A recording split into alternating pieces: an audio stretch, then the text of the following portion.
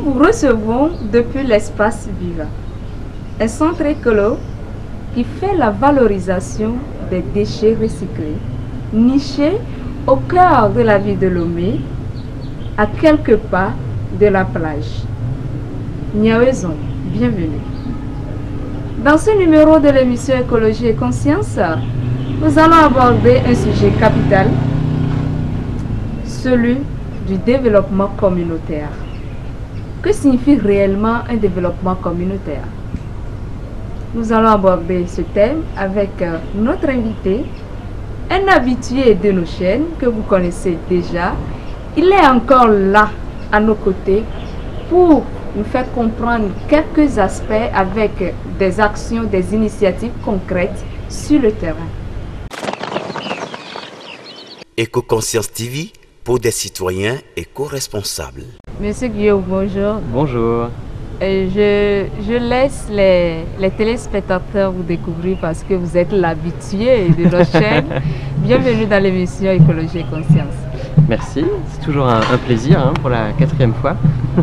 Cette fois-ci, quel titre nous allons vous donner? On va dire coordinateur de l'élaboration d'une vision prospective d'un canton du nord du Togo, à Landa. Donc, un expert du développement durable. En quelque sorte, okay. Oui, voilà. Merci qui progresse petit à petit. Okay. Merci beaucoup d'avoir accepté notre invitation. Vous travaillez sur le développement communautaire. Comme vous venez de le présenter, vous accompagnez un projet communautaire. Que signifie réellement un développement communautaire? C'est une vaste question. Le développement communautaire, c'est soit un grand mot. Je pense qu'il y a différentes approches. Si on est économiste, on va vouloir mettre en avant un petit peu le développement économique. Si on est juriste, j'imagine que la constitution ou la base légale du canton va être mise en avant. Moi qui suis un petit peu, qui n'ai pas une expertise dans un domaine précis, je pense que le développement communautaire, c'est avant tout un processus qui amène à rassembler en fait les parties prenantes d'une communauté, donc les citoyens, les décideurs politiques, religieux, les femmes, les hommes, les jeunes, les opérateurs économiques, les associations, pour essayer de déterminer un objectif à moyen ou long terme de la communauté, où va en être la communauté plus tard, dans l'avenir, pour les générations futures, parce que les générations futures font aussi partie des parties prenantes, même si elles ne sont pas là concrètement, et quels moyens la communauté se donne pour atteindre ses objectifs. C'est des moyens qui peuvent être locaux ou des moyens qui peuvent être extérieurs, venir de l'État, de la coopération, d'ONG extérieures, etc.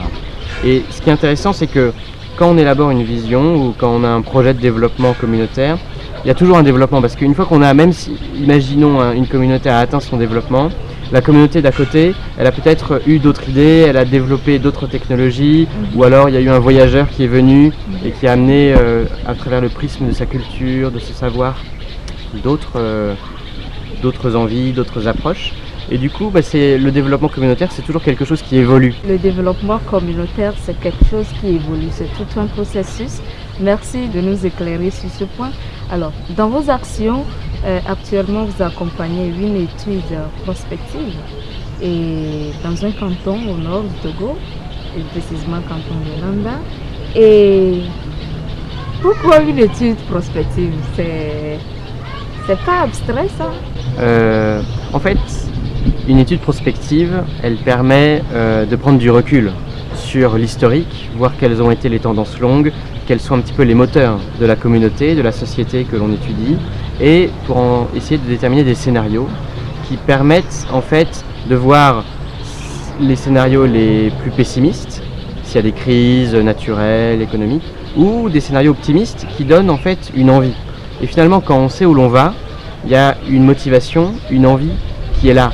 Alors que si on ne sait pas, si on est toujours dans le quotidien, il n'y a pas forcément une motivation à s'engager sur des projets de long terme dont on verra en fait les résultats dans 1, 2, 3 ou 4 ans en fait. Et en fait, cette étude prospective, elle vient d'un besoin qu'on a identifié au départ, qu'on a fait une première mission de diagnostic et on a vu qu'il y avait besoin de projets d'urgence communautaire qui étaient vraiment urgents, et qu'il y avait aussi des projets, besoin d'une vision un petit peu long terme pour essayer de justement sortir de l'urgence, du contexte du quotidien et se dire mais finalement où est-ce qu'on veut aller, où est-ce que les habitants de Landa veulent aller avec leur canton. Et entre les deux, entre les projets d'urgence communautaire et la vision, il y a un plan de développement qui permet de décliner en stratégie les résultats de la vision. Et du coup, on a mené un premier projet qui répondait à une urgence communautaire, donc des toilettes, des latrines dans le lycée de Landa, où on a formé un groupement économique local, qui a construit une partie des latrines et qui aujourd'hui en construit d'autres dans d'autres villages, d'autres cantons. Donc on a à la fois répondu à un besoin prioritaire et on a aussi formé un groupement et donc on a instauré de nouvelles compétences et de nouvelles activités économiques, ce qui répond finalement à deux problèmes. Et c'était aussi une volonté de dire, bon, on va élaborer une vision, il va y avoir un appel à la coopération, au ministère, etc. Mais il y a aussi des choses qui doivent être faites localement. Et vous avez les moyens, en tant que groupement économique, d'aussi contribuer au développement communautaire. Et ça permettait d'avoir une vision qui soit un peu plus innovante et qui ne soit pas uniquement une liste de choses à financer, mais dire vraiment quel est le rôle et la place de chaque acteur dans le développement de la communauté. Voilà bien dit qu'est-ce que c'est que l'étude prospective. Et maintenant, comment réaliser une telle étude? Quelles sont les différentes étapes et est-ce réellement représentatif? Tout d'abord, pour réaliser une vision à long terme, il y a 3 éléments clés, 3 facteurs clés de succès. Tout d'abord, il faut que ce soit participatif. Donc, il faut essayer d'associer un maximum de personnes qui représentent un maximum de citoyens ou d'organisations. Donc, impliquer la communauté. Dans la communauté, pour impliquer la communauté. Donc, il faut que ce soit participatif. Ensuite, il faut qu'il y ait la communication. Il faut que les gens soient au courant qu'il y a cet exercice, il faut qu'ils y participent et il faut aussi communiquer sur le retour.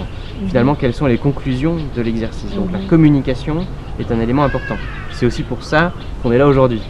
Et ensuite, il faut un portage des décideurs, que ce soit des décideurs politiques, des décideurs de groupements économiques, des décideurs religieux, etc. Puisqu'en fait, si on élabore une vision mais qu'elle est utilisée par personne, finalement ça ne sert pas à grand chose. Donc il faut qu'elle soit représentative, participative, il faut que les gens la connaissent et il faut que les gens se l'approprient. Donc il faut aussi appliquer l'ensemble des décideurs de la communauté. Voilà, donc des leaders féminins, des leaders de jeunes, des leaders des autorités traditionnelles, religieuses, etc. Donc dans cette élaboration, il faut toutes les couches prenantes, les parties prenantes, pour que ça soit vraiment harmonieux. Il ne faut pas faire et l'imposer à la communauté. Non, bien sûr. C'est à la fois une vision de l'ensemble des citoyens et une vision aussi qui émane de l'histoire, puisqu'on va prendre aussi en compte les événements passés dans le canton dont on étudie la vision. Dans ma question, il y a une partie qui n'est pas bien sortie, ce sont les étapes. Quelles sont réellement les étapes? Ces 3 clés d'une étude prospective vont se décliner suivant 4 principales étapes.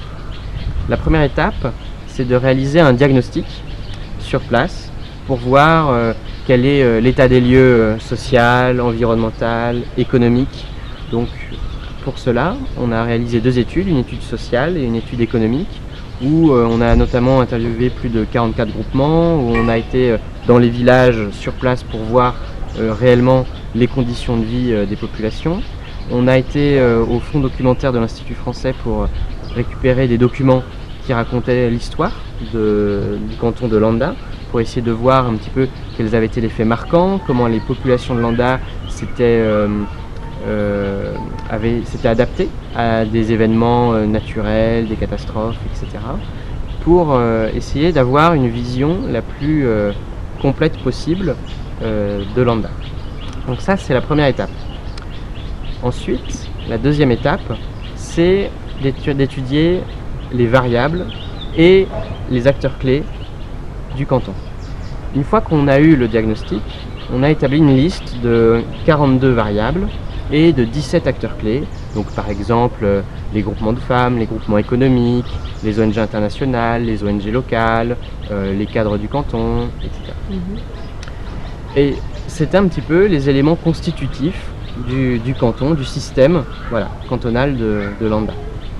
Et des acteurs extérieurs aussi, comme les ministères régionaux, etc. Une fois qu'on a établi cette liste, à la fin du diagnostic, on a fait une étude sur les variables, qui est la deuxième étape.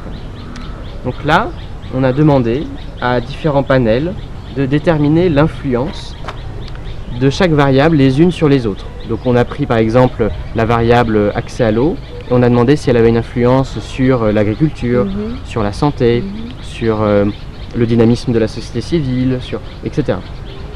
Et une fois qu'on a eu l'ensemble de ces relations d'influence, on a fait un traitement statistique qui nous a permis de déterminer 4 types de variables. Des variables qui sont internes au système, qui dépendent du système et qui sont influentes. Donc, par exemple, il y avait les femmes, la chefferie traditionnelle, cantonale, villageoise. Il y avait les variables internes mais qui avaient peu d'influence sur les autres. Donc, par exemple, il y avait le loisir, comme variable.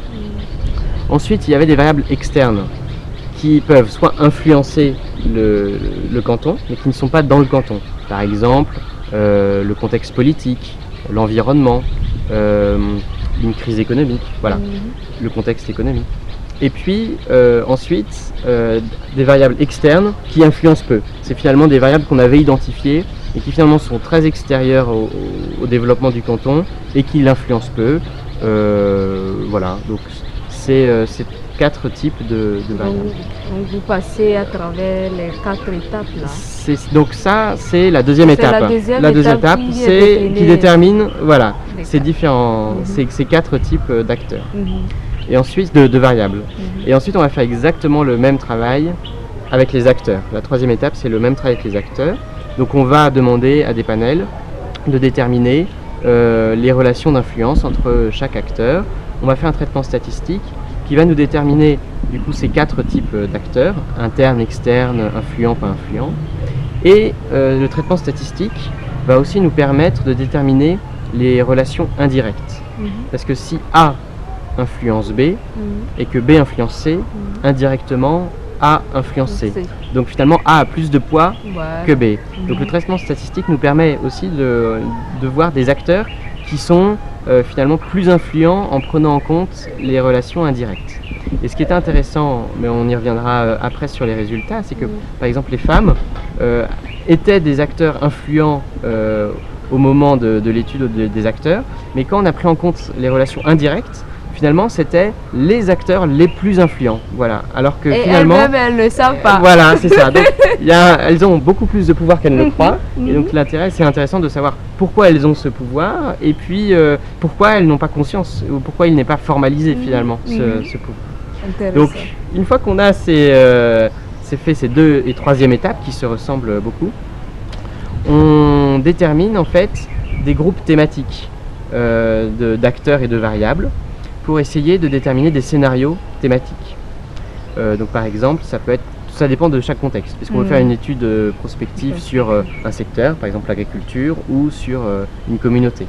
Donc nous, dans le cas de Landa, on a déterminé des variables qui se regroupaient sur le développement économique, sur le cadre de vie, sur les relais extérieurs du développement.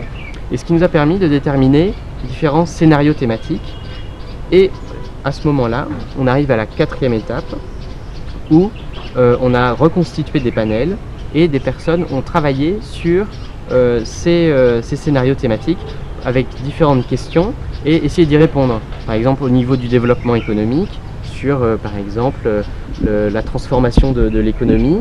Là, aujourd'hui, Landa est un canton qui produit beaucoup de matières premières mais qui ne les transforme pas, des tomates, du piment, du haricot. Et la question c'est finalement comment envisager la transformation de l'agriculture. Et il y avait donc différentes possibilités. Il n'y avait pas de transformation, le développement de quelques filières ou une économie qui est vraiment basée sur la transformation de denrées agricoles. Et donc les personnes ont travaillé sur à la fois les questions et les différents états possibles des questions.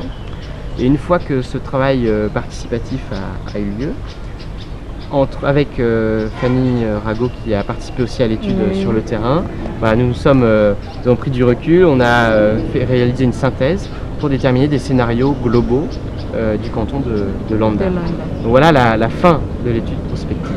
Justement, revenons sur le canton de Landa où vous avez mené cette étude.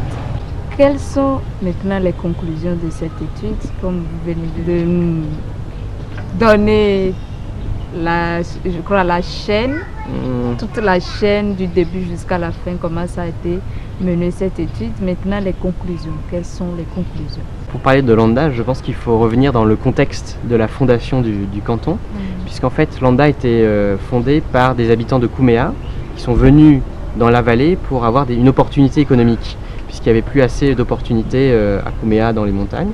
Donc ils voulaient de l'espace et trouver un Eldorado.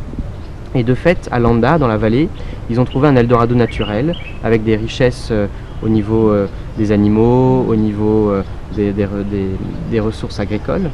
Et ça a réellement été un Eldorado naturel qui a permis à Landa de prospérer pendant des dizaines d'années.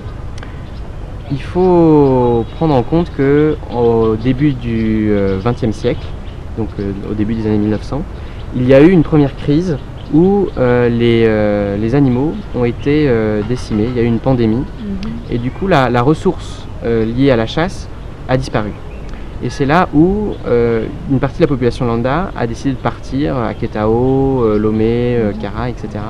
Et les personnes qui sont restées ont utilisé l'Eldorado naturel qui restait, donc l'agriculture, pour se développer économiquement et développer le canton. Aujourd'hui, avec le changement climatique, la raréfaction des ressources en eau, cet Eldorado agricole est aussi remis en question. Et finalement, la question qui se pose aujourd'hui à Landa, c'est de passer d'un Eldorado naturel à un Eldorado construit. Comment construire un nouvel Eldorado? Et c'est là où on a identifié 4 points clés pour construire un Eldorado à Landa. Est-ce possible de construire un Eldorado? Bon, l'idée c'est de dire, bon, on a quelques ressources agricoles qui subsistent. L'important c'est d'essayer de les adapter au changement climatique et de créer de la valeur, de créer plus de valeur, donc de transformer l'économie et de la diversifier à travers le tourisme, à travers l'économie numérique qui est apparue comme une variable clé aussi au moment de l'étude. Donc essayer de transformer l'économie. Donc consolider l'agriculture et diversifier d'autres secteurs. Mais pour ça, il faut avoir des ressources humaines. Et c'est l'autre facteur aussi important à Landa, c'est qu'il y a une forte croissance démographique qui aujourd'hui, et ces jeunes aujourd'hui, pour la majorité partent ailleurs, au Bénin, au Nigeria, à Lomé, etc. Donc c'est un autre enjeu qui vient aussi compliquer l'aspect environnemental, la dégradation environnementale des terres, puisque avec la même surface, il faut nourrir plus de personnes, il faut donner de la terre à plus de personnes, donc la partager, etc. Donc il y a un enjeu aussi en termes de démographie. Donc la question c'est de se dire, bon, comment faire pour que cette démographie soit un bénéfice pour le canton, pour comment la valoriser. Donc l'idée c'est d'essayer d'éduquer, de donner une bonne santé à la jeunesse, aux personnes qui habitent à Landa, pour qu'elles aient les moyens de créer des entreprises qui justement peuvent s'impliquer dans la diversification et par exemple tenir un cybercafé, donner les moyens à des groupements de pouvoir par exemple développer le tourisme, essayer de donner les moyens à des groupements de pouvoir transformer la tomate par exemple en concentré ou en bocaux, etc. Donc il y a un fort enjeu au niveau de l'éducation et de la formation professionnelle pour valoriser ces ressources humaines qui sont là, ce dynamisme pour transformer l'économie. Sauf que si vous formez des personnes et que le cadre de vie n'est pas bon, ces personnes, elles vont aller à Lomé, elles vont aller à Paris, elles vont aller à Washington, au Canada, elles ne vont pas vouloir rester dans le milieu. Donc il y a un enjeu lié au cadre de vie. Comment essayer de transformer le cadre de vie pour qu'il soit attirant, donc, à travers par exemple l'accès Internet, à travers l'aspect environnemental, le développement des loisirs, d'une bibliothèque.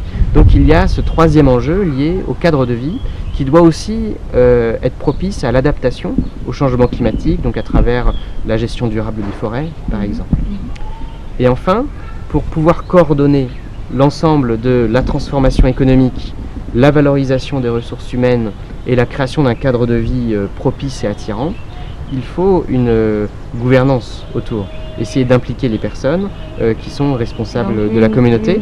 Donc, essayer d'impliquer notamment aussi vis-à-vis des femmes qui étaient des acteurs qui sont des acteurs importants, comme l'a relevé l'étude sur les acteurs, mais qui ne sont pas forcément des acteurs dont le pouvoir est formalisé au niveau du canton. Donc essayer de créer une dynamique de coordination autour de cette vision et des facteurs clés pour atteindre les scénarios. Donc à partir de ça, on a décliné, à partir de ces 4 facteurs, on a décliné des scénarios positifs, médians et pessimistes, qui reprennent l'ensemble de ces 4 facteurs. L'économie, la valorisation des ressources humaines, le cadre de vie et la gouvernance. Et l'idée aujourd'hui, c'est qu'une fois qu'on a déterminé la vision, on prend le scénario optimiste et on essaye de le décliner en stratégie et en plan de développement. Comment on fait dans les 5 prochaines années pour essayer de coller au scénario optimiste et de ne pas aller vers le scénario pessimiste ou rester coincé vers le scénario médian. Du coup, ça permet de mettre en avant des projets, des idées de projets qui sont après à récupérer par les personnes du canton pour essayer de mettre en œuvre la vision. Vous venez d'expliquer tout et vous avez réalisé une telle étude dans un canton du Togo. Mais la question qui me vient à l'idée, c'est pourquoi un Français, un Blanc, vient réaliser une étude dans un canton du Togo? Je veux un peu comprendre pourquoi un Français vient travailler dans un canton du Togo. Vous venez dire l'avenir d'un canton au Togo. Pourquoi un Blanc, un Français vient dire l'avenir dans un canton au Togo? Je ne comprends pas.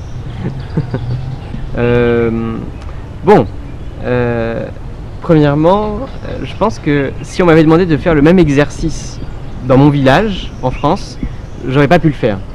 Parce que j'ai trop d'affect pour prendre du recul sur mon propre village. Et finalement, avoir quelqu'un d'extérieur, ça permet d'avoir un regard qui est un petit peu plus objectif, en fait, de prendre du recul. Il y a des choses qui nous semblent naturelles alors qu'elles ne le sont pas quand on étudie notre propre culture. Et du coup, je pense que c'est plus facile quand c'est quelqu'un d'extérieur qui vient pour faire une étude prospective. Ensuite, c'est pas moi qui ai dit l'avenir.